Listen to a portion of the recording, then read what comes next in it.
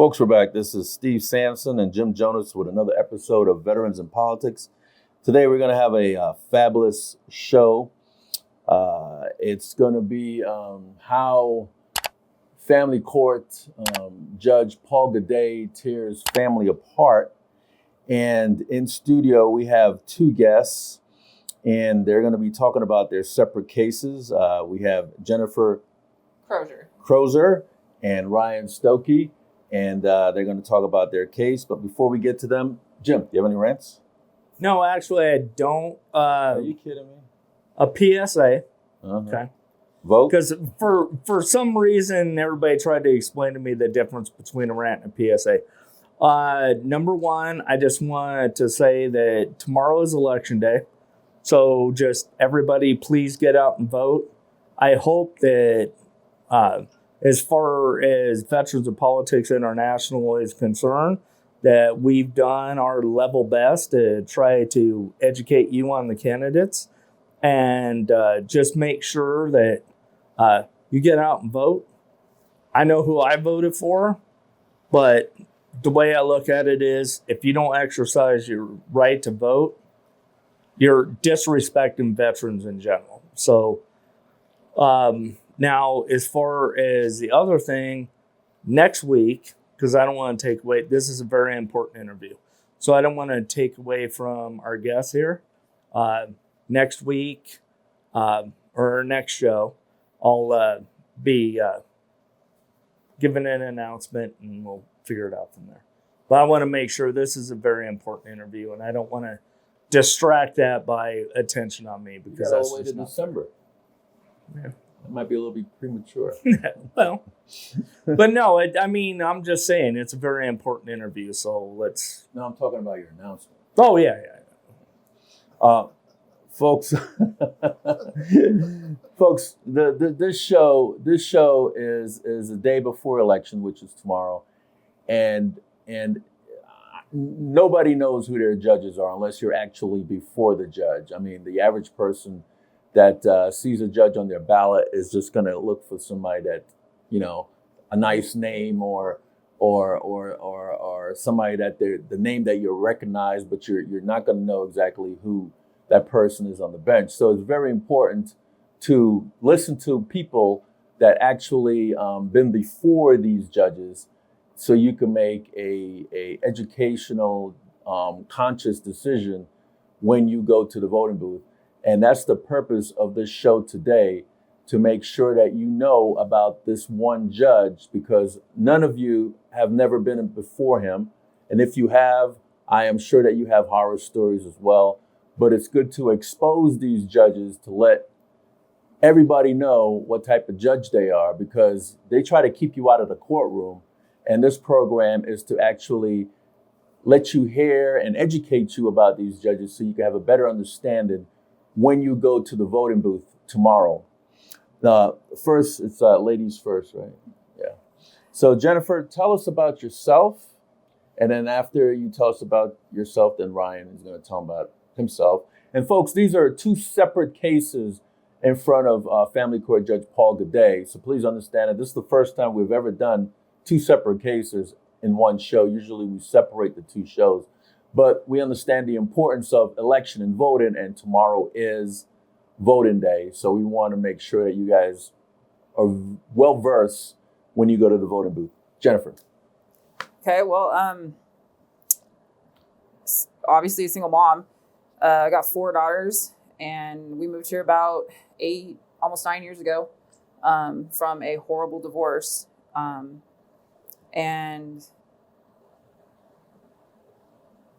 man, it's hard to talk about that stuff when you don't want to. You normally don't. It's the emotion of it is hard. I got my 4 girls, and we've been just kind of struggling along and doing what we need to do to get by. And so it's more like a bio. Okay, well, a bio about you. Yeah. You're from wherever. I'm born in Kansas, raised in Colorado. Grew up at. I lost my mic. There you go. Grew up as a pageant kid. and then met my ex on one of those dating websites when it first came up, and just kind of went on from there. Stay-at-home mom, loved it. My ex was an oil fielder, loved it. Got to see some of the country, meet awesome people, learned great things. And then I've been living here for, like I said, since 2018. And I work on the Strip as a security officer, and it's kind of me right now. Ryan? Steve, you know me. I've been on your show once before. Been in the Valley for about 10 years. Public servant. I've been a paramedic serving the people and community of Las Vegas for about 10 years now. Love doing every bit of it. I've come to love this Valley and everything that I do. I've been through the family court systems for about 5 years now. I've got 3 kids that are in the middle of it, and it's just been a total train wreck. So I'm very excited to talk about what's going on tonight. Well, Jennifer, I'm going to have you talk about your case because, folks, both of these cases were reversed. Paul Gaudet's decision was reversed by the Nevada Supreme Court, and that's very, very important to know that. Jennifer, just tell us about your case. Well, my case originally started in Utah, and then after about 6 years, I got a UCCJA. What is that? It's basically that, I don't know the correct terminology for it, unfortunately, but in the sense of I moved to another state and I got the courts to recognize that I was here for over 6 months with my children. So then I became a resident of Nevada. And my prior judge said I couldn't change states. And then I found an attorney up in St. George who got me the correct paperwork to change it into the state. And as soon as I got it into the state, I was assigned to Judge Harder, who passed away. And I've seen several judges in between. The last judge that I had before Gaudet, there was basically like a temporary restraining order put on for my children for the abuse that was caused by my ex-husband. And then we were supposed to go back to court to originally just to decide child support and who was covering insurance and how that was the next step. And the children were allowed to contact their father, but he was not allowed to contact them.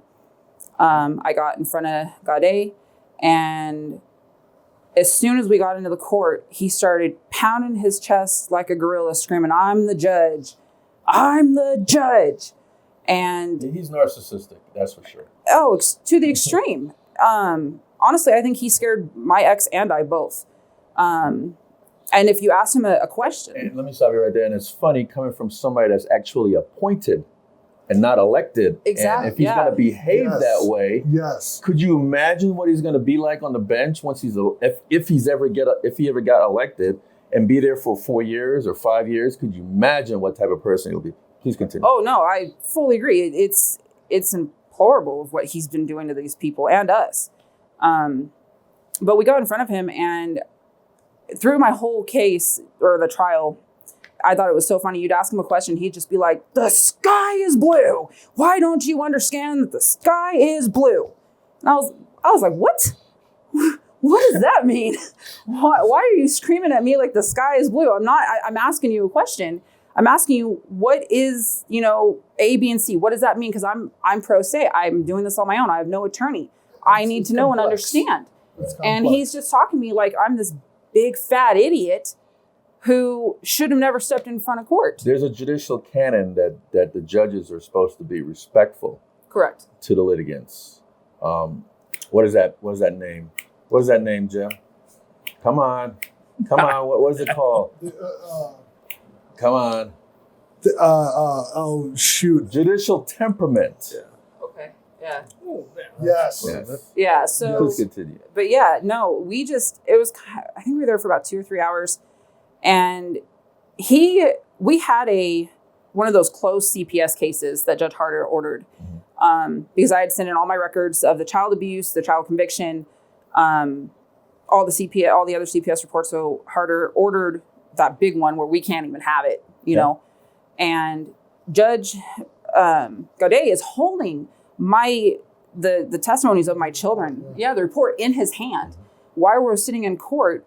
and is telling me that there is no child abuse written in the paperwork that I never handed in. And I'm like, are you kidding me? I was like, the last judge saw it. The last judge took away custody. How do you not see it? And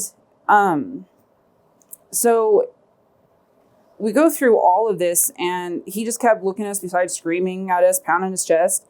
He's just like, why are you guys so stuck on insurance? Why are you guys stuck on this? And was allowing testimony of people that I didn't even know were coming into the courtroom. He just straight up allowed my ex-brother-in-law to testify against me, and I had no idea. It's supposed to be on a witness list. Yeah, the witness list And came it's up supposed to be at approved. midnight the night before. It's supposed to be approved by both Yep. parties, at least know ahead of time. I knew about an hour before court started, and his soon-to-be wife was also a witness. And so I just kind of sat there, and I was like, "What? I can't say anything, because if I say something, I'm gonna hurt myself even more." And you're very yeah, afraid. because I don't know what to say, because if I say the wrong thing, then I'm absolutely, done for. And I was done for. And then at the very end of the hearing, well, in between some parts, he read a quote from one of my daughters who stated that I was batshit crazy. And I'm thinking, as a mom, I'm like, well, then I'm doing a good job, because your kids have to, like, at some point, kind of. What kid hasn't called their parents crazy? Exactly. So I was like, okay, cool. I'm doing a good job. And he's sitting there yelling at me like, how dare you? You're batshit crazy.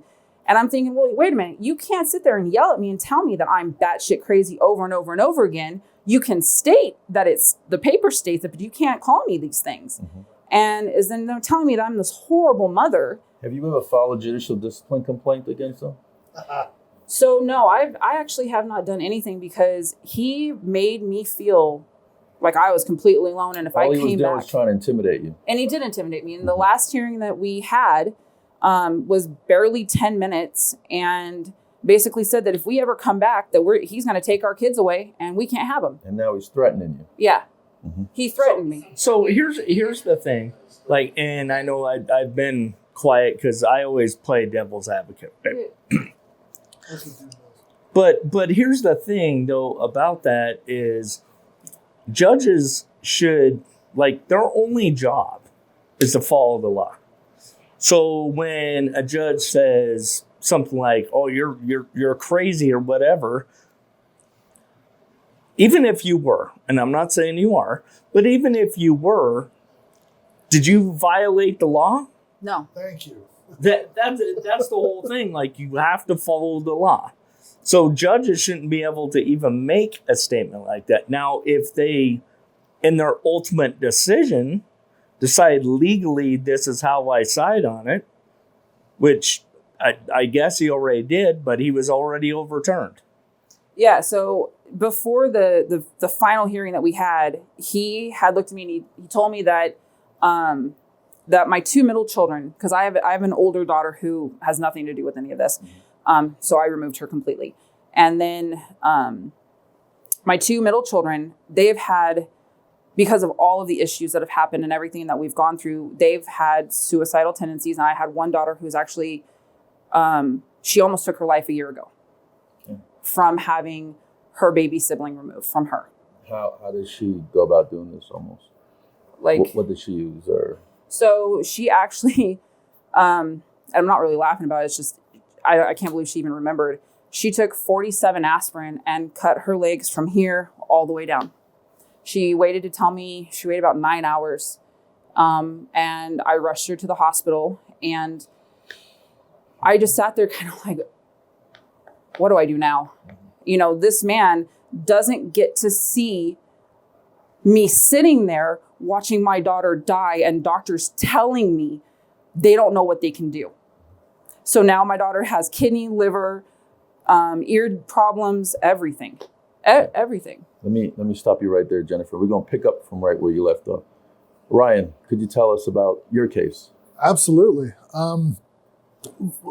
First off, I want to point out that it's very important tonight for everybody that's watching this to understand that we're Jennifer and I are putting ourselves on the chopping block for you guys to understand what's going on this, because we're still under Judge Gaudet's lash right now.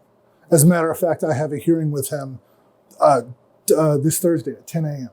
Okay, So we're going to great lengths for you guys to understand what we have been through in this. So with my case, it was a train wreck. After Harder had, so both of you had Judge Harder. I had actually never met him, but it was signed. I had Harder, then Voice stepped in for a minute, and then Gaudet was appointed. Okay. Gaudet made rulings off of Harder's default judgment that I got. And the reason I got that default judgment was... Let me stop you right there. And folks, just for the record, Judge Harder committed suicide, okay? He committed suicide. Judge Harder was a terrible family court judge. It took the guy probably about a dozen times before he got to the bench, okay, before he won his seat on the bench. He's a terrible judge. I filed charges against Judge Harder for perjury, bankruptcy fraud, and mortgage fraud. So just to let you know, and while these charges were filed, I also did billboards on the Las Vegas Strip showing how Judge Harder is, because none of the agencies that's supposed to protect the public, like the Judicial Discipline Commission and the State Bar and the Attorney General's office, all those supposed to protect the public, has failed. So I had to go and put out billboards against Judge Harder, and I had to report him to the Supreme Court as well, file a complaint with them. And while he was on administrative leave, he committed suicide. So this is the family court judge that Paul Gaudet replaced. Please continue. Not a problem. So enter Paul Gaudet. He comes into the court, and I haven't seen my kids at this point for about 4 years. I haven't seen them. I have 3 kids. My son Luke, he's 9 years old now. Last time I saw him, he was 3 years old. I have a set of twins, a boy and a girl, Josh and Julia. She took off when they were 2 months old, so they have zero memory of me at all. So we're fighting through this. She gets the default judgment. There's a no contact order that was put in place, okay? And I wasn't allowed to contact them, do anything, while in the meantime, I was doing everything that the court was asking me to do and go through all the hoops that they wanted me to do. I did it.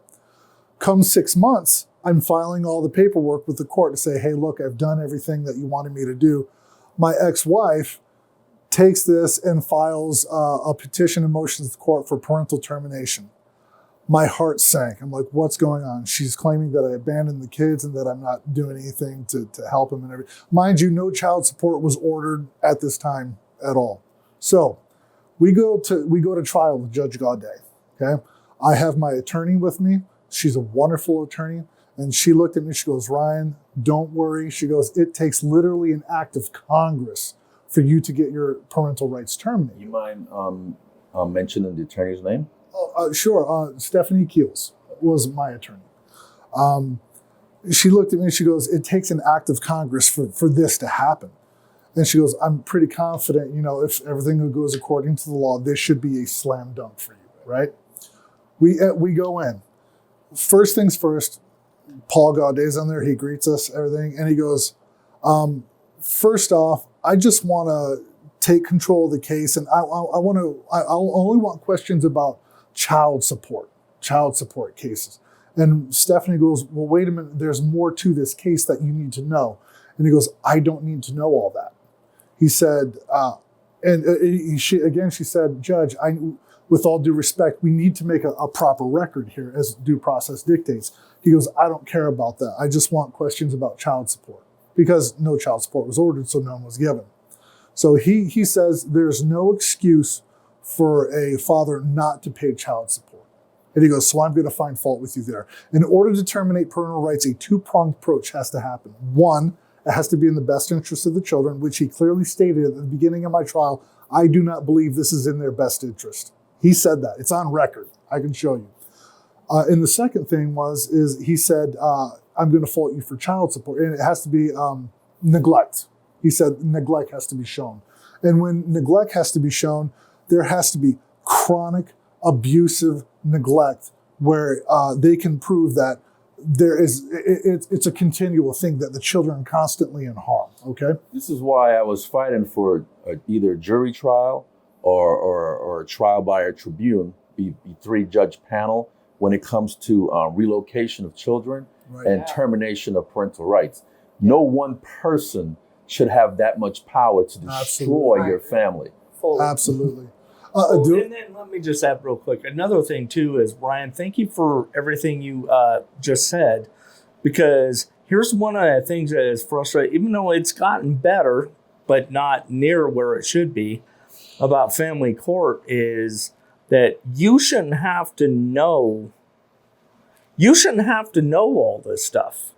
Like, the judge is supposed to know this stuff, and they don't apply the law properly. And that's one of the reasons why we got so few attorneys that are willing to even walk into family court. They're like, no. It's a horrible, I mean, for a lack of better words, shit show, you know what I mean? And they don't want to go in there, and they don't want to have to clean all this up. That's why a lot of attorneys don't want it, because it's not a fast, easy trial. They're always sticky. They're always dirty. So we go into this trial. And Judge Gaudet, halfway through this trial, my attorney looks at me and she's just gobsmacked. She goes, I can't believe that he's ruling like this. And she said, you've already lost this trial. On our recess break, you've already lost this trial. And my heart sank. And I'm just like, and she goes, I am so confused as to why he's not following the law in his own courtroom. Maybe he doesn't know the law. Well, this is the thing. He was appointed, and for a judge to be on the bench, they have to go through, I think it's judge school or something like that. Gaudet hasn't been through judge school yet. He hasn't done it. I know it's on his document. He's supposed to college, do it. Judicial college. Judicial college. Yeah. That's what he hasn't done it yet. I don't know if he's supposed to or not, but at that point, they have, I think, 12 at that months point, he wasn't done. He didn't do it at this point. So we're going through this trial. And I'm going there, and we go back in, and we can already see on Gaudet's face that his mind's already made up. And so I take the stand, and he's grilling me about questions. And the funny thing is whenever her attorney would ask her all these questions, he'd say, oh, that was a good question. That was a great question. Well said, counsel. My attorney was giving just as good questions. He didn't say anything to my attorney. It sounded like he was already biased. He gave the vibe of very, very biased. So I'm sitting on the stand, and I'm begging this judge not to take my kids. I said, I love my kids. I'm not a deadbeat father. I've done everything you've asked me to do. Please don't take my kids from me. I'm crying, begging him not to do this. And he does this. He looks at me and goes, that's what he did. Sure. Kind of like, oh, okay, I hear you. No empathy, no compassion. Nothing. So I go back and I sit down, and she goes up and she's smiling, and he's like, you talking to her. And he looks at my ex-wife, and he says, if I grant this termination, will you be able to pay for all of the children? Because if I stop this termination, you won't get any money, is what he says. Hey, you're not going to get any money. Well, what about not getting a father? Why didn't that cross your mind? So she goes, yes, without a problem. I can support them. You know, that same day. I would like to know. I would like to do background checks on these judges to find out how their upbringing is. Maybe he has a complete bias against. That wouldn't be a bad idea. He probably has a complete bias against fathers at one time, and maybe another time he probably has a complete bias against mothers. You know, he probably goes back and forth.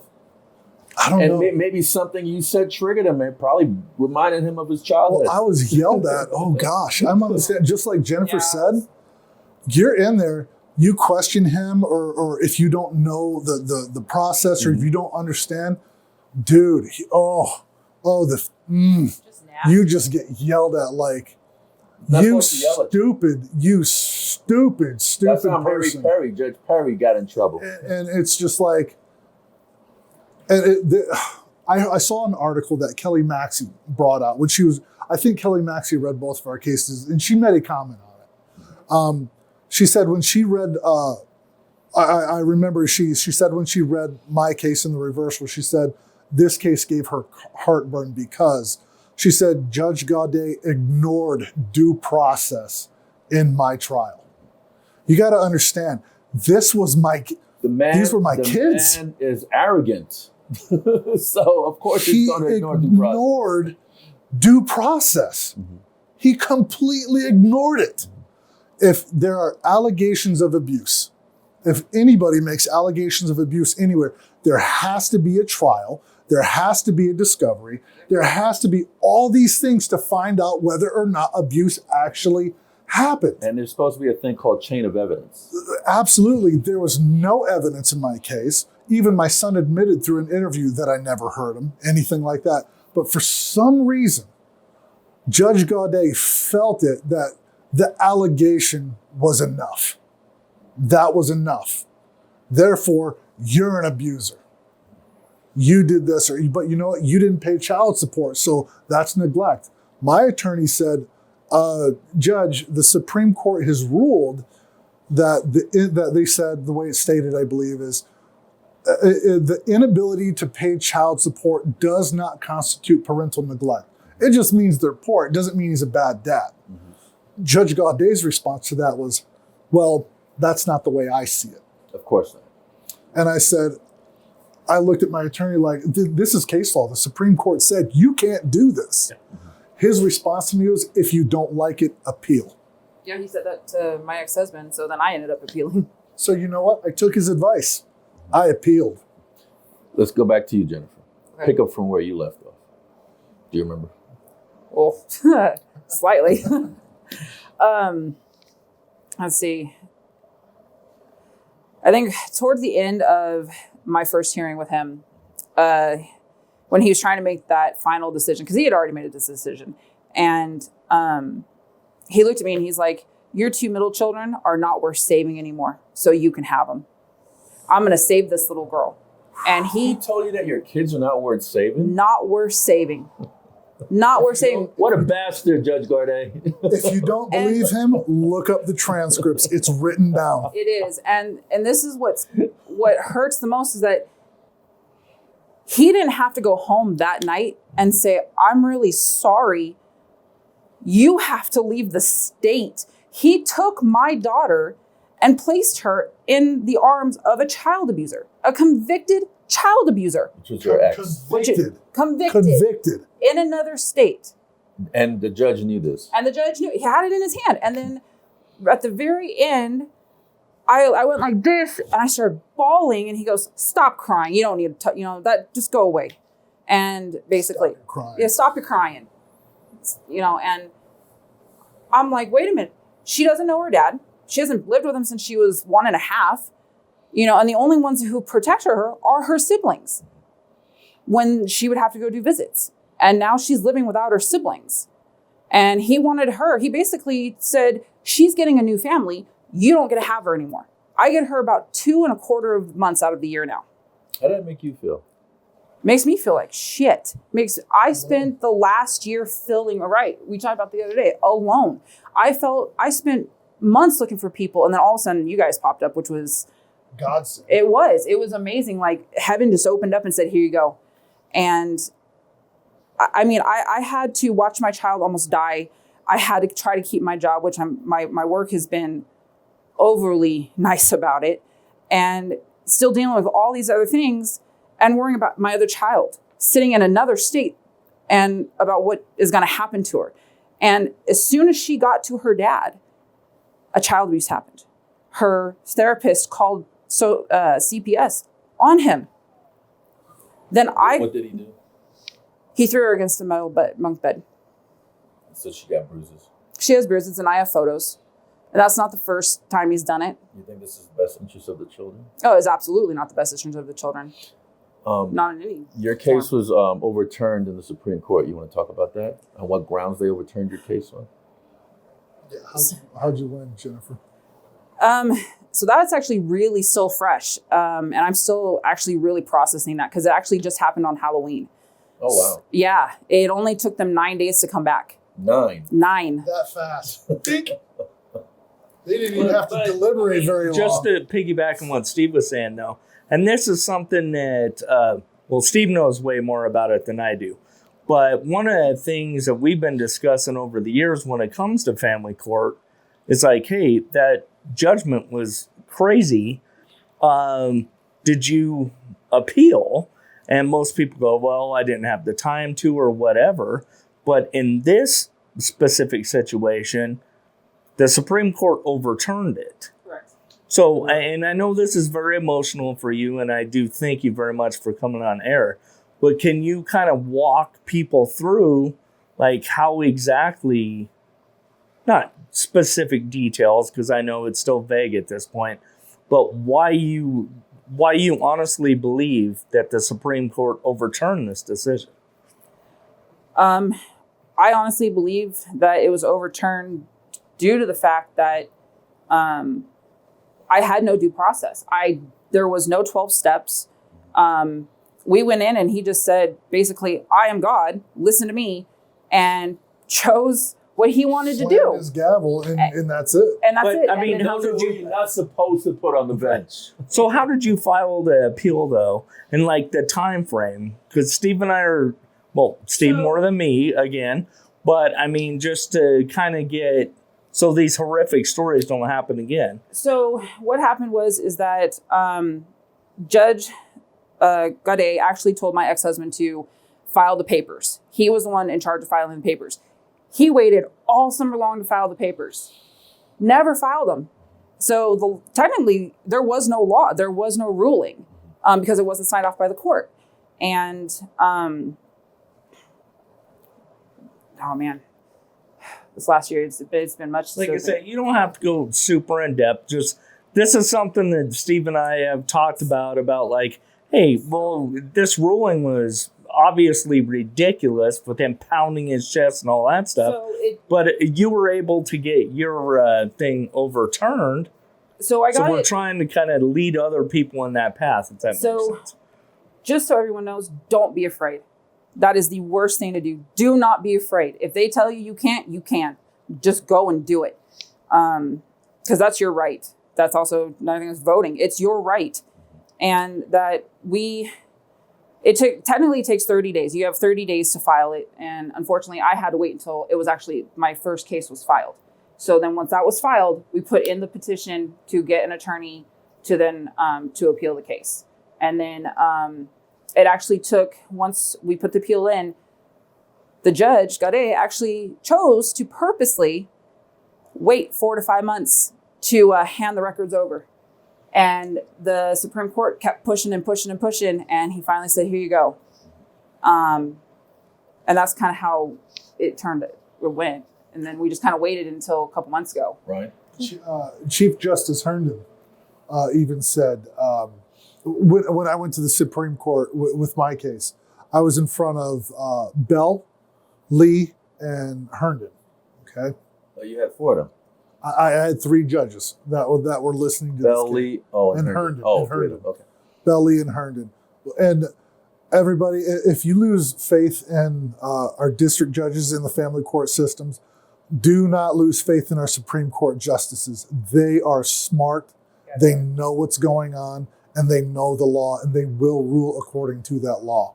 So if you have any problems with the family court, take it to the Supreme Court. They'll fix it. They always do. Yeah. Okay? Don't be afraid to appeal. All these attorneys that appeal, do it. You can get it overturned. Now, with Chief Justice Herndon, when we were there, now, he made an implication. Now, he didn't say which judge we're talking about, but he did allude to the fact after reading through everything, he was actually pretty upset. He said this, and I quote, I'm pretty sick and tired. I'm sick and tired of the district court judges not doing their jobs. That was from Chief Justice Herndon. He said that. He even recognizes the fallacy in the family courts. Now, when I was in there and we were fighting, and my ex didn't even show up, it was just me and their attorney. We laid everything out. And I could see that the chief justices were very upset with this judge because the vibe I was getting was he pretty much thumbed his nose at them and said, I am going to do what I want to do, And if you don't like it, appeal. Yeah. So if you're going to get At that crappy point, rulings, what's judicial immunity should be out the window. well, that's the thing. And I think that if we could personally sue these judges, Well, I bet you a lot of them will think a whole lot differently. well, the Yeah. funny thing is Nevada. They would mention appeal because it might come out of their pocket. Nevada actually did pass a law where you can sue the district court judges if they act outside the color of law and they're not within their scope of practice and their boundaries, and they're doing something not according to the law. Do you feel that can sue. do you feel that because you could bring this to federal court if you feel that your civil Absolutely, rights we could. Yeah. was violated, They then you were. could personally sue the judge. Absolutely, we can. Yeah. So 100%. have you guys ever considered doing any of that? Sue the judge in federal court? If we were going to do something like that, this might have to be a class action lawsuit because Oh, there's two of you now. there's Yeah. two of us, and I guarantee you there's more. Yeah. Now, we can get emotional behind the camera because, of course, this is what happened to us, right? But here's the sad thing about this. If we were to sue Judge Gaudet, okay, our community and the tax, he doesn't pay for it. You do. Yep. The taxpayers pay for this. He screws up and you guys pay for it. How's that fair? How did he get taught a lesson? Because he's got insurance, the county's got him, they did all these things. He's protected with his judicial immunity to a point. But if he screws up, does he personally pay for that?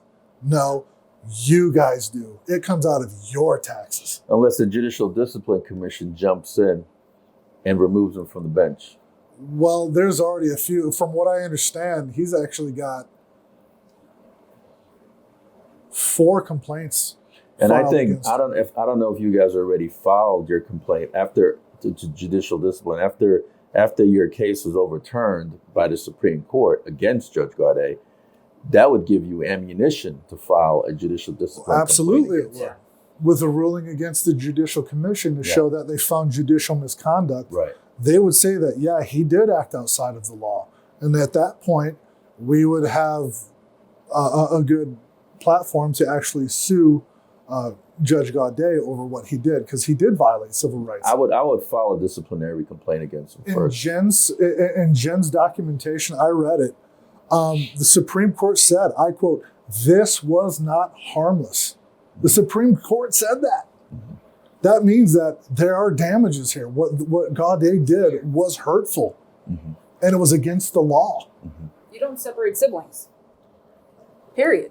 And he's the one who totes around like he's for families and he's in the best He's not interest of- families. It No, sounds he's like he not. has a God complex. No, he's not. He isn't for children. He's not for families. I mean, you once was he for got families. parents in prison and they gotta have access to their kids.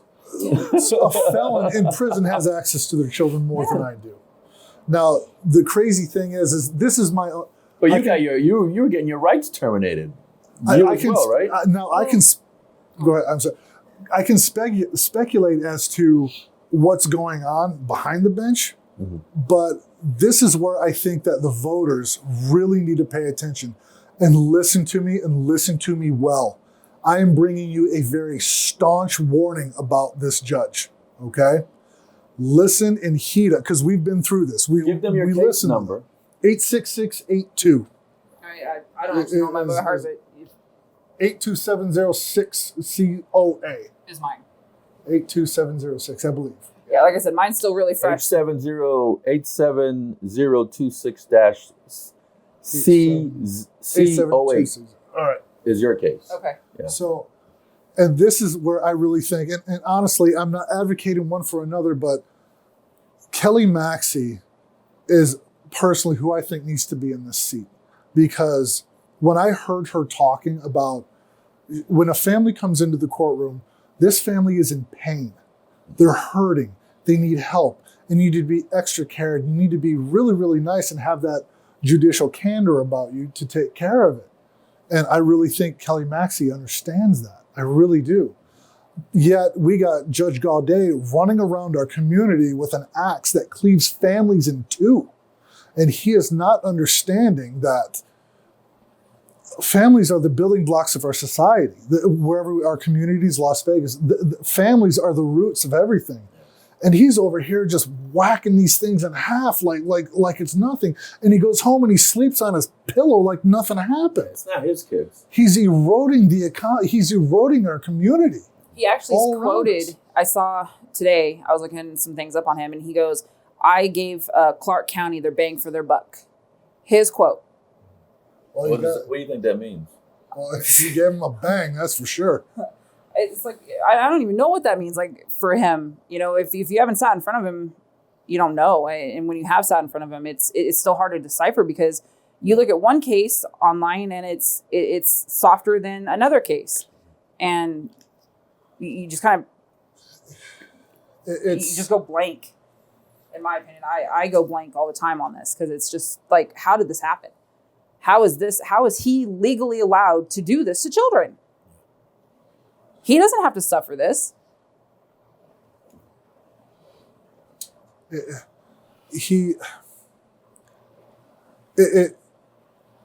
hurts.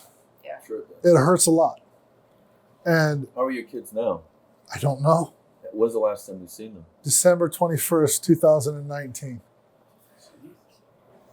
When's the last time you've seen your kids? 1,817 days. Oh. I saw my daughter for the summer, and I don't get to see her technically until Christmas, and I get 4 days. But my turnaround to go pick her up is in a tiny little town in Utah that's over 10 hours away through mountains that I have to get to a national park. Because during my hearing, he goes, what's your original pickup and drop off? And was Green River, Utah. It was about 6 hours for both of us. Not a big deal. That was what the prior judge ordered. And then he goes, oh my gosh, I love Green River. I go fishing there all the time. And then he states Flaming Gorge. So we have to go to the Flaming Gorge National Park, which no one cleans. No one drives up there in the winter. It's so dangerous, it could kill any one of us at any time. He didn't think about that. It's a $600 trip each time I go. He had Go see your kids. to go pick and drop them off. 6 hours. Or I'm sorry, it was 6 hours. It's for me, it's almost 24. I leave at 10 p.m. the night before to get there by 1 p.m. the next day. Steve, it blows my mind that somebody could be appointed to a seat that has so much power over us. Like, this guy wields a lot of power I over think he has a families. Napoleon complex. But the fact of it is just, I don't think he understands it all the way, because we have God-given constitutional rights, and he doesn't seem to care about those. And these are my civil rights. These are unalienable by our Bill of Rights in the United States Constitution. These rights are unalienable. You cannot take them from us, period. Now, there's a piece of this that I'd like to explain a little bit more. Termination. In the Constitution, we have the right and liberty to parenthood. This is a constitutionally protected right, okay? So does the state have the right to take that away? Like, if I have the right to be a father, can they legally terminate my rights? Well, the way it was explained to me was the better term that they should use is suspend, okay? Because since they're not constitutionally protected, or since they are, you can't take them away permanently. It can't be done, okay? But they can be suspended indefinitely, or until you can show the courts that you can do certain things, and you have the right to get those rights back. Or until your children are adults. Huh? Yeah, you have the rights back. For some reason, Judge Gaudet didn't feel the need to put in a bridge to where I can get my rights back. He just kind of said, you're terminated, and he shut the book. And he looked at me, and I'm like, and I kind of went, well, my attorney went, well, where's the case plan? How can he get back in his kid's life? None of that was given.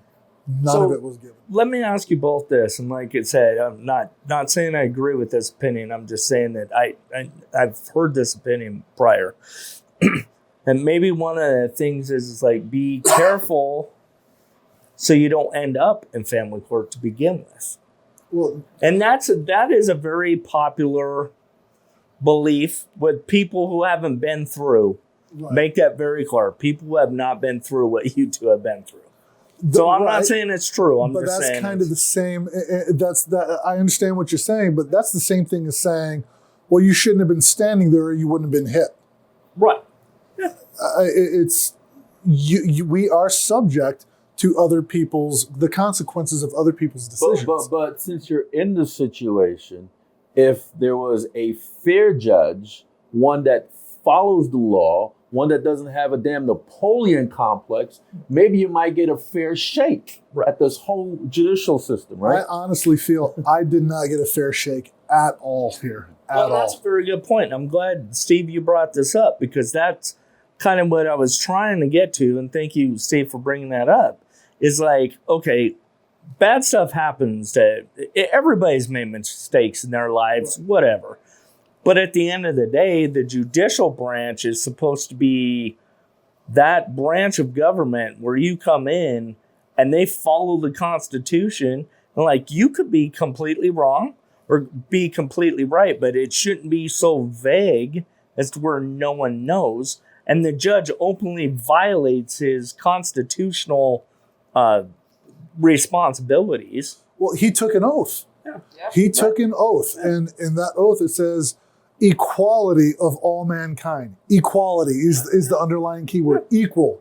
This ain't equal, dude, at all. Well, it doesn't sound like the judge knows the Constitution, federal or state. It doesn't even sound like the judge even knows his judicial canons.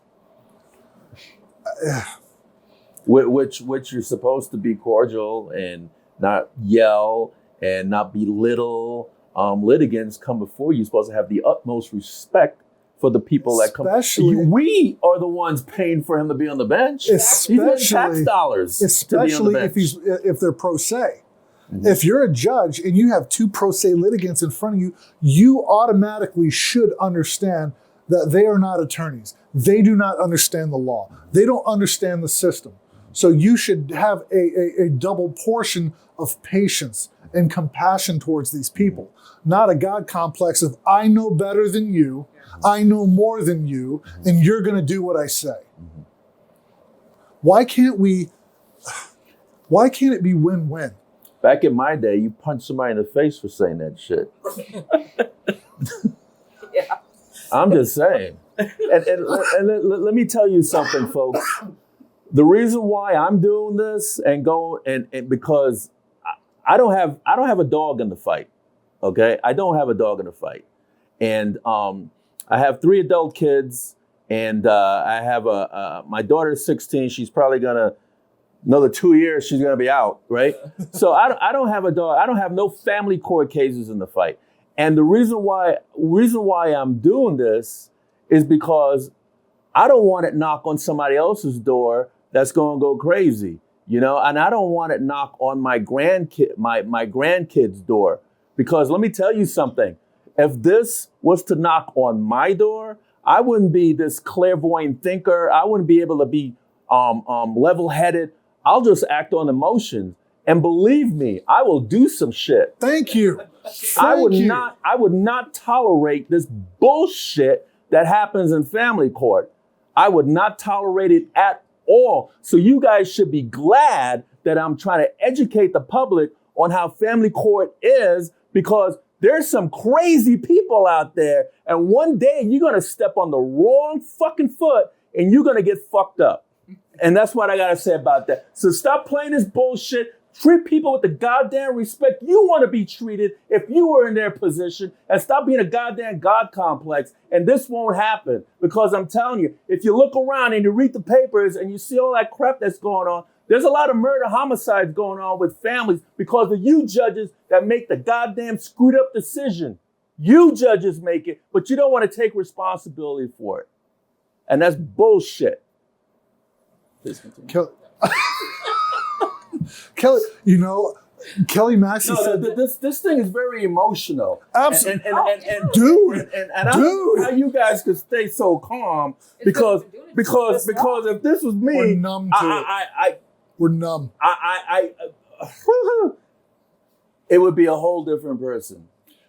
Kelly was like, she said something that really hit me. She resonated with. I was reading another. You watch her campaign things and like that.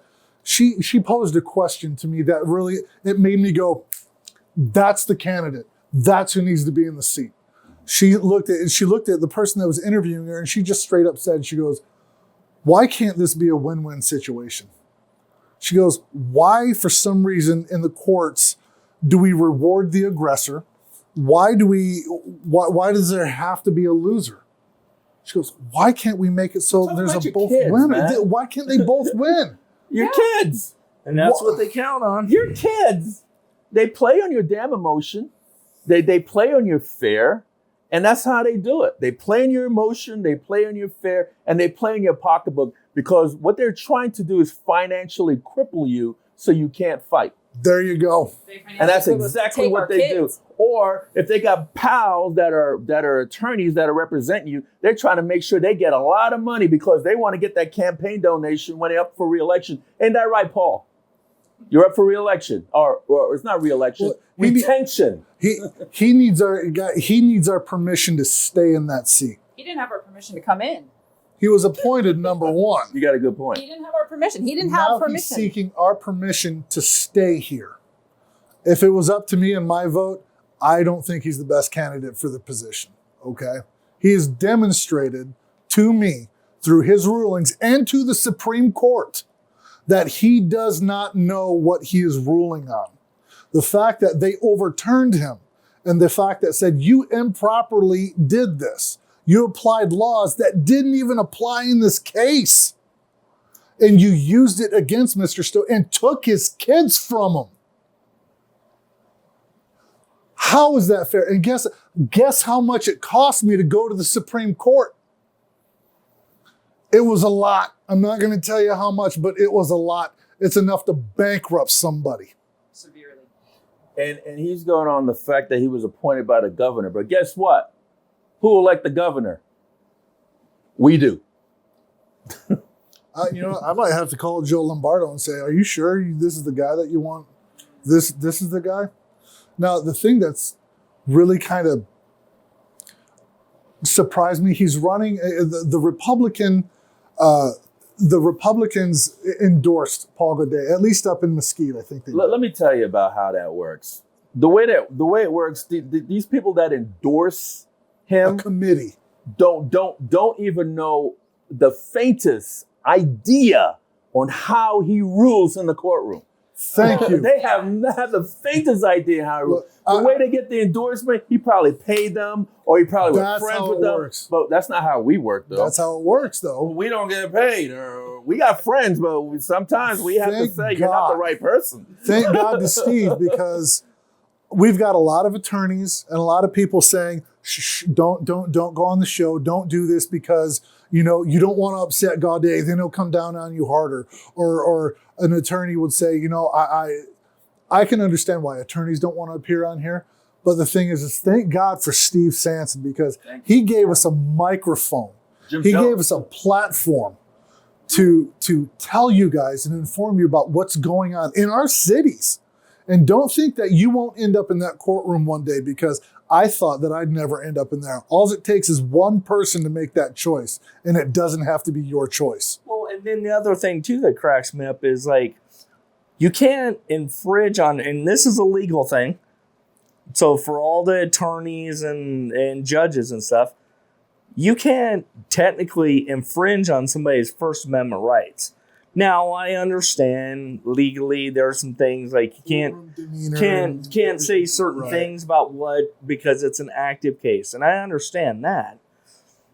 So, but the thing is like you shouldn't be scared to exercise your First Amendment rights when you got judges that are essentially violating your 14th Amendment rights, which is due process.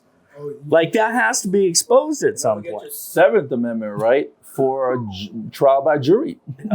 Oh man! You see a jury box in family court? You should have seen those Supreme Court justices. They were mad.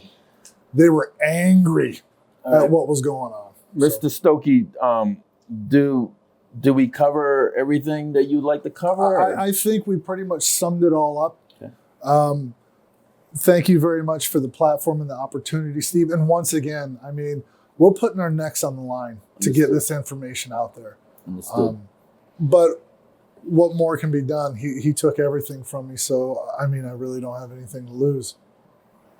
Ms. Crosier? Crosier. That's all good. Trust me, I get it all the time. Do you have anything you'd like to add that we haven't covered? No, not really. I mean, just don't be afraid. I've been spending 9 years having people tell me just be quiet and just let it happen. Yeah. And bend over and just take it. Mm-hmm. And I'm without sorry. a reach around. That's what hurts the most. Yes. And at least be able to take it back. Right. This is not about the kids anymore. This is only about the adults, and we need to put it back so that the kids are heard. My kids have never been allowed to be heard, and it was taken away from them. Their rights were taken away. Any of your children? He refused. Refused. He asked if they were capable of being heard, and their dad and I both said yes, they are. They're more capable, and he goes, okay, never mind. All right, I'm going to have each of you do a closing, right. And Mark's going to zoom in on you, and you can say whatever you want to say. And remember, tomorrow is the election, and this is your opportunity to make sure that the voters do the right thing. And the voters that already voted, and if you voted for Judge Gaudet, I'm sorry you did that. I could just say you didn't know better. But the voters that are voting tomorrow, you know better. So here you go. Jennifer, please. And if you have a point of contact you'd like to give, you don't have to give anything, an email, phone number. They can contact us through you. Reach out to absolutely. Steve. Okay. Because I'm still dealing with some stuff that I still got to deal with court. So, go ahead. Honestly, since I don't get to say it in court, I just want to say I am so disappointed that you refuse to listen to me. You refuse to listen to my children, and now you've put my children in harm's way, and the Supreme Court said you were wrong. And you have to go out there and vote. It's just, like I said, I'm still numb. I don't even know where I'm at right now mentally for all of this, but I am grateful for being here. Thank you. I am. Thank you. Mr. Stokey. To the voters out there, I agree with Steve. Do the right thing. Judge Gaudet destroyed my life, took away my civil rights, and told me basically if I didn't like it, go spend a small fortune and get it fixed. I did that and I got it fixed. Now it's on the now we're on the mend and we're coming back. You took away the thing that mattered the most to me. And you had no right to do that. And you did it illegally. Yes. The Supreme Court said you did it illegally. Now we have a chance to make this right again. But if it was up to me, you don't deserve that seat that you sit on. And I mean that. I agree with that. Well, I'd like to thank both of you for being on the show. Ryan Stokey and Jennifer Crosier. Yeah. Crosier. Thank you both for coming on. That you're brave to do this, and hopefully this show and your testimony will have some impact on people that haven't already voted, and hopefully they'll do the right thing and vote against this tyrant that's on the bench that are terrorizing parents. Jim, thank you so much. I got one thing I want to say real quick in closing. First off, again, I want to thank you guys for coming in, but I just wanted to clarify a couple things. So Judge Gaudet, see, there's judicial overview in this country.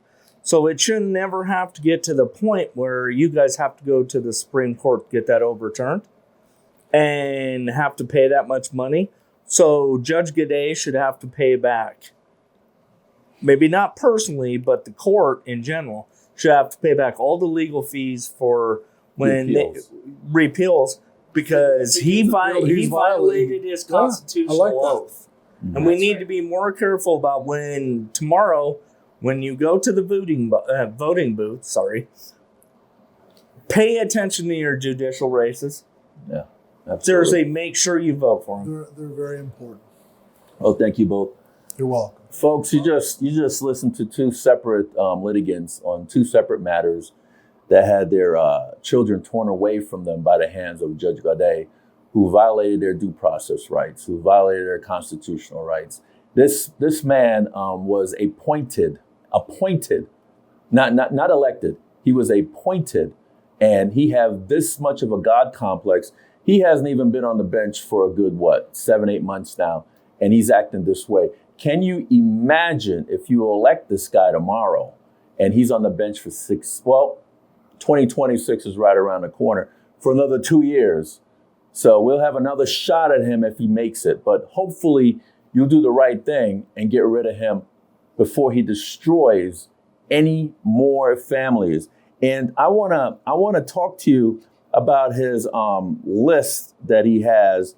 He has this list, and let me tell you who's on there. Do you remember when I told you folks not to vote for Mary Perry, and you guys did? And I was like, what the hell you people doing? And now Mary Perry is a judge. And now she was in front of Judicial Discipline Commission because she's calling litigants psychos and yelling at them. Probably close to what Judge Gaudet is doing right now. So you guys put her on that bench, and I told you this is the type of tyrant she was going to be, and she proved me right. And now she's in front of Judicial Discipline Commission, and the Judicial Discipline Commission said that she violated her judicial canons. And then on his list, he also have these two yahoos, Jennifer Abrams, the family court tyrant attorney, and Marshall Willick, another family court tyrant attorney, that sued me because I was exposing the corruption in the family court. And now they had to pay, between the two of them, had to pay close to a little over $400,000 for my attorneys because they were trying to financially cripple me too. And then you have another tyrant that's on his host committee list, Rena Hughes. Remember Judge Hughes? How she berated this 11-year-old child, and she ended up in front of the Judicial Discipline Commission, and she lost her bench in the primary. So the birds of a feather do flock together. So these are the people that are backing this Paul Gaudet. If you guys look into this judge, you will also realize that he's bad for this community, he's bad for the bench, and you need to get rid of him. So your vote tomorrow would get rid of this tyrant off the bench. And just don't do it for yourself. Do it for your neighbor. Do it for your family, because you will never know when you yourself or somebody you love or care about is going to be in the family court. And if any of your family members or friends get this judge, I feel sorry for you. So we're here to educate you, the voters, so you'll do the right thing tomorrow. And both of these litigants right here, they're putting their butts on the line and to educate you on this judge. So please do the right thing. Don't forget to vote, folks. This is Steve Sampson, Jim Jones for Veterans in Politics. Until next time.